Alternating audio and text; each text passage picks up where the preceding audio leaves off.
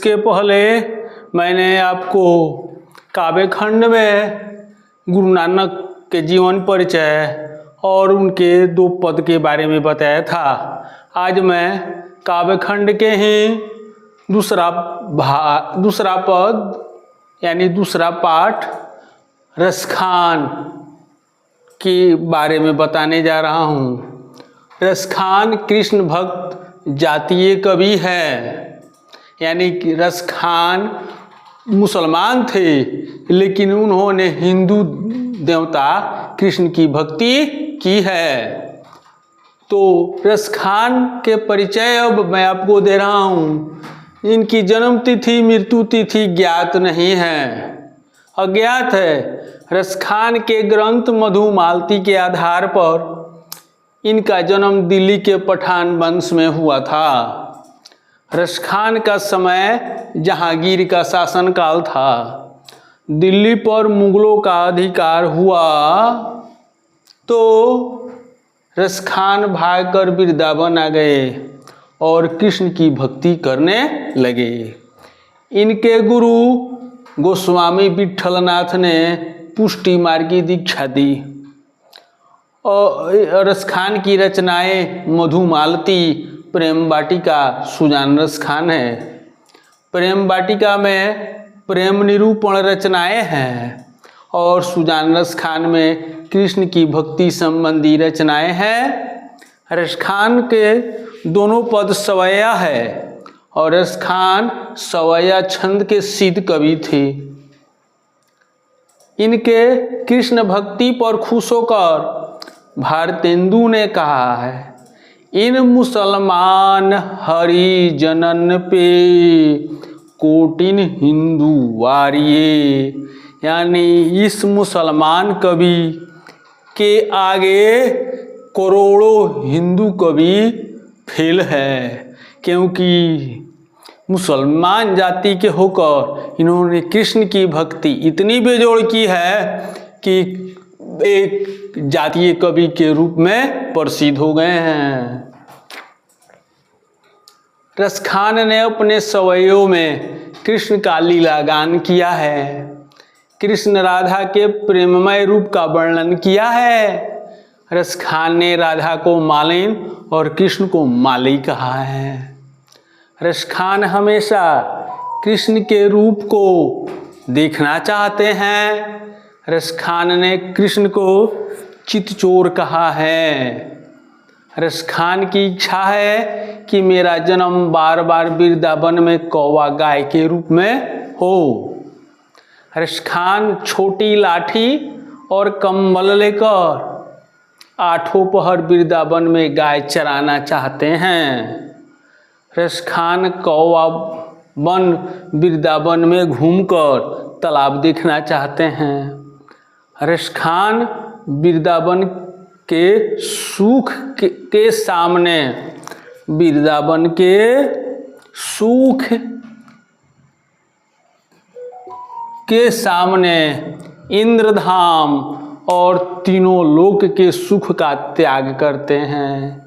वे हमेशा चाहते हैं कि मैं वृंदावन में ही रहूं। अब रसखान के 2 पद है, प्रेम ऐनी श्री राधिका और करील के कुंजनु परवारो। अब हम प्रेम ऐनी श्री राधिका के जो सारांश है उसी को हम समझेंगे। रसखान कहते हैं कि राधिका प्रेम की मूर्ति है, प्रेम का खजाना है। कृष्ण उसको देखते ही खुश हो जाते हैं और प्रेम रूपी फुलवारी में, प्रेम वाटिका में राधा और कृष्ण एक साथ घूमते हैं तो राधा मालिन जैसी और कृष्ण माली जैसे दिखाई पड़ते हैं। इसलिए कृष्ण और राधा को रसखान ने माली और मालिन कहा है। रसखान कृष्ण के भक्त में इतने लीन है कि हमेशा अपने आँखों से कृष्ण के रूप को देखना चाहते हैं, लेकिन कृष्ण का चेहरा रसखान के आँखों के सामने तीर की धनुष की तरह तेजी से आता है और जाता है और वे दिख नहीं पाते हैं। रसखान कहते हैं कृष्ण के प्रेम के फंदे में मैं इतना फंस गया हूँ कि मेरा मन अब बेमन हो गया है। अब मैं क्या करूँ? मैं हमेशा कृष्ण के रूप को अपने आँखों से देखना चाहता हूँ, लेकिन कृष्ण चोर की तरह कहीं छुप गए हैं, हमारी आँखों के सामने नहीं आ रहे हैं और उन्होंने मेरा मन को चुरा लिया है। इसलिए रसखान कृष्ण को चितचोर कहते हैं और रसखान ने कृष्ण को चितचोर कहा भी है, क्योंकि रसखान के मन को कृष्ण ने चुरा लिया है और हमेशा रसखान कृष्ण के प्रेम के रूप में पागल रहते हैं। यही है प्रेममयी श्री राधिका का सारांश।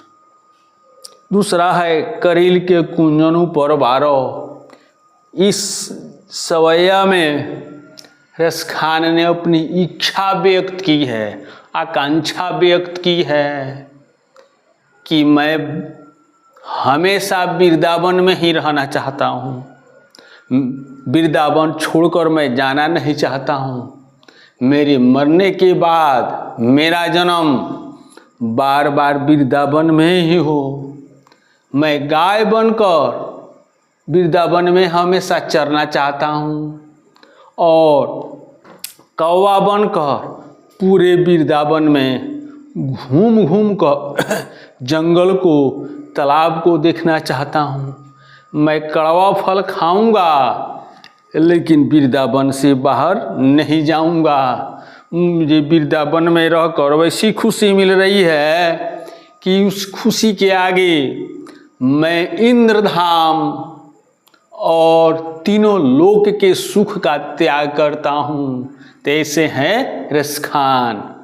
उनकी इच्छा कि मैं हमेशा वृंदावन में ही जन्म लूँ और वृंदावन में ही मेरा जन्मांतर चलता रहे।